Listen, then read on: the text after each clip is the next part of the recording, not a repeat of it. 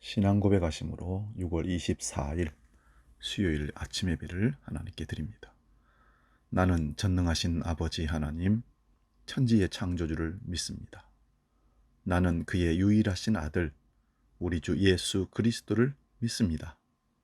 그는 성령으로 잉태되어 동정녀 마리아에게서 나시고 본디오 빌라도에게 고난을 받아 십자가에 못 박혀 죽으시고 장사된 지 사흘 만에 죽은 자 가운데서 다시 살아나셨으며 하늘에 오르시어 전능하신 아버지 하나님 우편에 앉아 계시다가 거기로부터 살아있는 자와 죽은 자를 심판하러 오십니다. 나는 성령을 믿으며 거룩한 공교회와 성도의 교제와 죄를 용서받는 것과 몸의 부활과 영생을 믿습니다. 아멘. 오늘 아침 우리에게 주시는 하나님 말씀은 시편 139편 13절에서 18절 말씀입니다. 구약성경 시편 139편 13절에서 18절 구약 904면에 있습니다. 이 말씀을 봉독할 때에 살아계신 하나님의 음성을 듣기 바랍니다. 13절부터 봉독합니다. 주께서 내 내장을 지으시며 나의 모태에서 나를 만드셨나이다. 내가 주께 감사하오며 나를 지으심이 심히 기묘하심이라. 주께서 하시는 일이 기이함을 내 영혼이 잘 아나이다.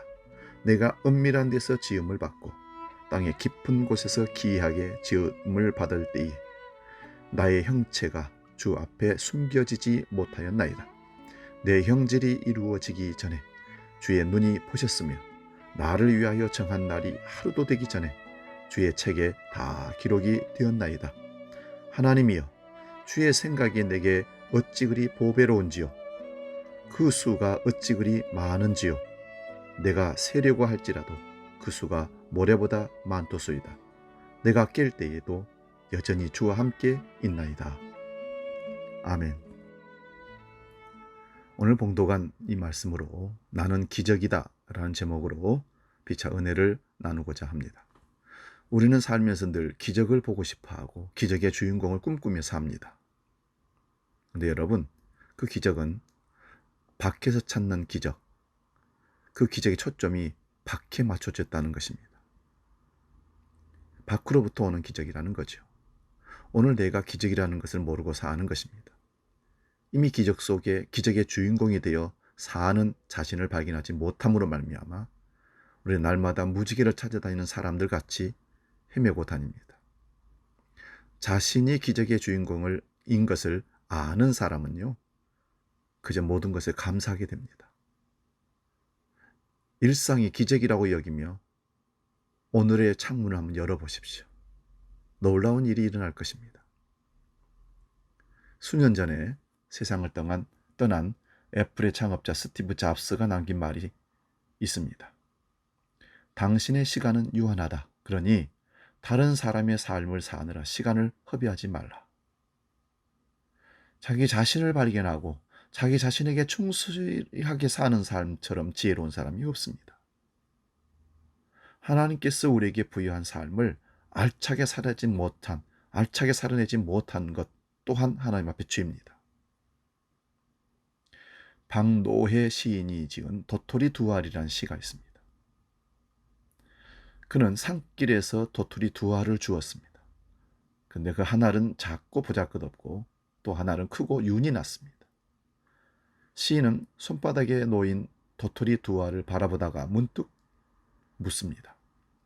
너희도 필사적으로 경쟁했는가? 내가 더 크고 더 빛난 존재라고 땅바닥에 떨어질 때까지 싸웠는가? 이 시귀절이 정말로 중요한 것은 무엇입니까? 라는 물음입니다.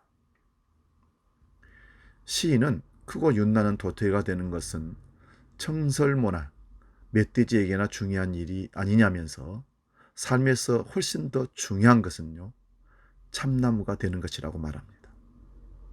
시인은 작고 보잘것없는 도토리를 멀리 숲속으로 힘껏 던지면서 이렇게 격려하듯 말합니다. 너 울지 마라.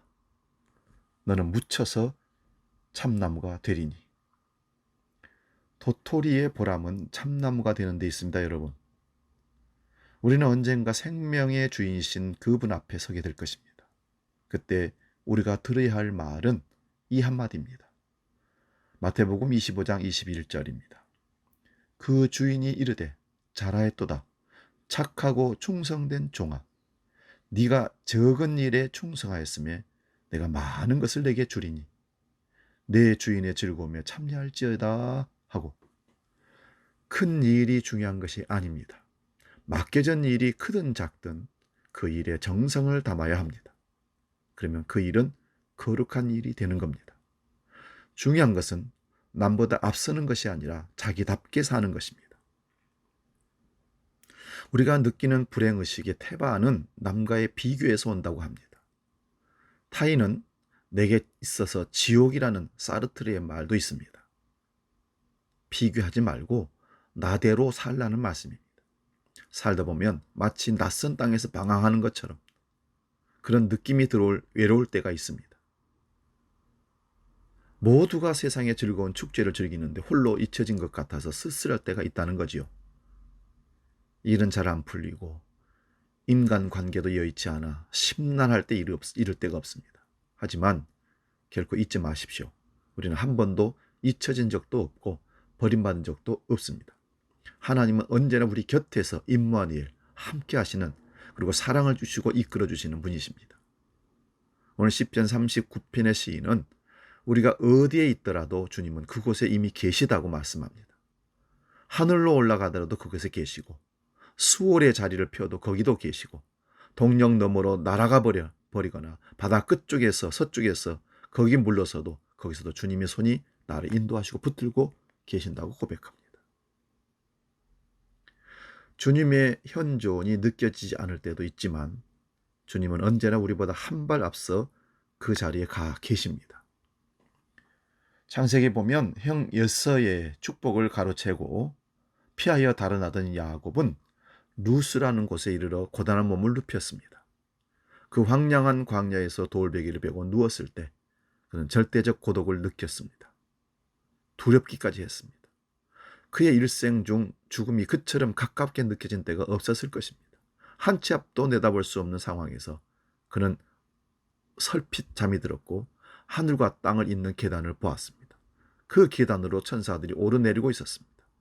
층계 저 위에 계신 분이 그에게 그럴 때 말씀합니다. 창세기 28장 15절입니다. 내가 너와 함께 있어서 네가 어디로 가든지 너를 지켜주며 내가 너를 다시 땅으로 데려오겠다. 내가 너에게 약속한 것을 다 이루기까지 내가 너를 떠나지 아니하리라. 잠에서 벌떡 깨어난 야곱은 혼자 중얼거렸습니다. 주님께서 분명히 이곳에 계시는데 내가 미처 그것을 몰랐구나. 놀라운 고백입니다. 그래서 그곳을 베델이라고 했습니다. 하나님의 집이라는 뜻입니다. 평범하게 이를 데 없는 땅 루스가 하나님의 집으로 불리고 있습니다. 베델은 특별한 장소가 아닙니다. 우리가 하나님을 만나는 곳, 하나님의 현존을 체험하는 곳, 임마누엘이라고 느껴지는 곳, 하나님은 지금도 우리 곁에서 우리를 어루만지고 있는 그곳이 베델이 되는 겁니다. 살다 보면 지치고 힘들어서 모든 것을 내려놓고 싶을 때도 있습니다. 자기 자신에게 실망할 때도 많습니다. 남들의 기대에 부응하지 못하는 것도 우리를 아프게 하지만 자기와의 약속조차 지키지 못할 때는 마음의 상처가 더욱 깊어지는 겁니다. 자기에 대한 실망감이 깊어갈 때 불청객처럼 찾아오는 것이 우울증입니다. 자기의 가치를 스스로 인정하지 못하는 것처럼 슬픈 일은 없습니다. 자존감이 낮은 사람은요, 역설적으로 남에게 관대하지 못합니다. 그들은 남을 탓하거나 원망합니다. 늘 자기 방어적인 태도를 가지고 자기의 사소한 문제에도 화를 잘 냅니다. 이런 것을 일러 마음의 감기라고 말한다고 합니다. 마음의 감기 증상에 오래 시달린 사람들은 남들에게 대해 공격적인 태도를 보일 때가 참 많습니다. 또 자기의 내면을 가리기 위해서 허영심을, 가면을 쓰는 경우가 참 많다는 거지요. 그래서 옷을, 명품을, 또 사람들이 과도한 친절을, 과도한 돈을 쓰는 씀씀이를, 소비를 드러내면서 자기를 과시합니다. 이 가면입니다. 자기를 긍정하고 아낄 줄 아는 사람이어야 남도 사랑할 수 있습니다. 오늘의 시인은 두 가지 사실에 대해서 놀라고 있습니다. 첫째, 시인은 내가 이렇게 빚어진 것이 오묘하다고 말합니다. 내가 이 세상에 없지 않고 있다는 사실이 놀랍다는 거지요. 나는 없을 수도 있는 존재입니다. 내가 없어도 세상에는 별 문제가 없을 것입니다. 그런데도 내가 세상에 있습니다. 놀랍지 않습니까? 우리는 왜 이 세상에 있는 것일까요? 영원히 답이 없는 질문이지만 이 질문을 물을 때와 묻지 않을 때의 삶은 확연히 달라지기 마련입니다. 우리는 나의 있음이 하나님께는 영광이 되고 이웃에게는 기쁨이 되기를 원합니다. 그래야 우리가 이 세상에 다녀간 사람으로서 보람이 있지 않겠습니까? 하나님이 우리의 가장 내밀한 자아를 만드시고 장기를 짜서 맞춰서 우리를 세상에 있게 했습니다. 이 말은 우리가 하나님의 작품이란 뜻이죠. 남들이 보기에는 보잘것없어 보여도 우리는 모두 저마다 다른 하나님의 작품입니다. 이 사실을 잊지 마시기 바랍니다. 둘째로, 시인은 주님께서 하신 일이 놀랍다고 말합니다. 시인은 그 내용을 일일이 거론하고 있지는 않지만 우리는 미루어 짐작할 수 있습니다. 시인은 위기로부터 건져주시고 보호해 주시고 갈 바를 알지 못할 때 친히 길잡이가 되어주시고 먹이시고 입혀주신 주님을 감사함으로 기억하고 있는 것입니다. 오늘 우리가 누리고 있는 것을 생각해 보십시오. 당연한 것은 아무것도 없습니다. 내가 힘들어 번 것으로 구매했다고 말하고 싶지만 근본적으로 보면 그 모든 것이 주어진 것입니다. 그래서 참 고맙습니다. 살면서 놀람이란 어떤 것도 당연한 것으로 여기지 않는 마음이 놀람입니다. 그게 기적이죠. 자기가 있다는 사실에 놀라고 주님께서 하신 일에 놀라는 사람이 참 사람입니다. 어느 철학자는 우리에게 부족한 것은 믿고자 하는 의지가 아니라 놀라고자 하는 의지가 없다고 합니다. 생각해보니 그렇습니다. 시를 읽다 보면 시인들의 통찰에 놀라지 않을 수가 없습니다. 그들은 우리가 일상적으로 경험한 일들을 시적 구조 속에서 담아내는 잊을 수 없는 순간을 변화시킵니다. 이게 시적 언어에 담기는 순간, 평범한 순간 혹은 평범한 사물은 우리 삶을 밝히는 등불이 됩니다. 버뜨기는 지혜가 거기서 나옵니다. 여러분, 예수님도 시인이셨습니다. 예수님은 지천으로 널려 있어 아무도 주목하지 않은 것들에 하늘을 보았습니다. 공중에 나는 새 한 마리, 들에 핀 꽃 한 송이에도 하나님의 숨길이 느껴졌습니다. 어쩌면 주님은 우리에게 주시고자 하는 선물 가운데 가장 소중한 것이 놀람이 있을지 모릅니다. 모든 것이 하나님이 하신 일이라고 할 때 놀랄 수밖에 없는 거죠. 자기가 있다는 사실이 기적임을 아는 사람은 자기 앞에 있는 사람도 기적임을 압니다. 그를 지으신 분이 하나님이시기 때문에 그렇습니다. 이웃을 기적으로 대하는 사람은 아무도 함부로 대할 수가 없습니다. 예수님은 역사의 무대에서 상처 입은 사람들을 천하보다 귀한 사람으로 여기셨습니다. 그 귀히 여김이 바로 사랑입니다. 사랑은 누군가에게 진심으로 관심을 갖는 것입니다. 그를 있는 모습 그대로 그 상처와 어둠과 가난까지도 존중하는 것입니다. 그의 존재를 기뻐하는 것입니다. 그리고 그와 더불어 지속적인 관계를 맺는 것이죠. 주님은 그런 세상을 이루기 위해서 고투분투하다가 십자가를 지셨습니다. 우리는 잘났든 못났든 이 세상에 하나밖에 없는 하나님의 작품입니다. 이제부터라도 욕망의 지배에 굴복하며 살았던 그 옛삶을 벗어버리고 하나님이 주신 참 멋진 삶을 한껏 누리며 사십시오. 주님께서 주신 나의 삶을 잘 살아보는 자가 기적임을 감사하고 남도 그 자체의 삶이 기적이라고 인정할 수 있는 내적인 힘이 생기는 것입니다. 오늘 우리는 기적을 삽니다. 그래서 감사합니다. 우리 자신이 기적입니다. 할렐루야.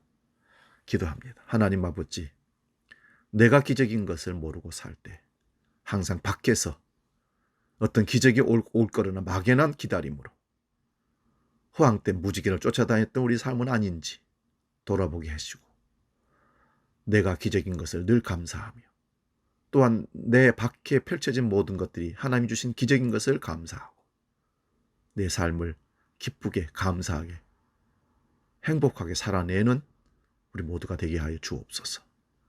코로나 사태 속에서도 하나님의 기적이 보이게 하시고 느껴지게 하시고 그래서 감사할 수 있도록 은혜 더하여 주시옵소서. 오늘 하루도 기적입니다.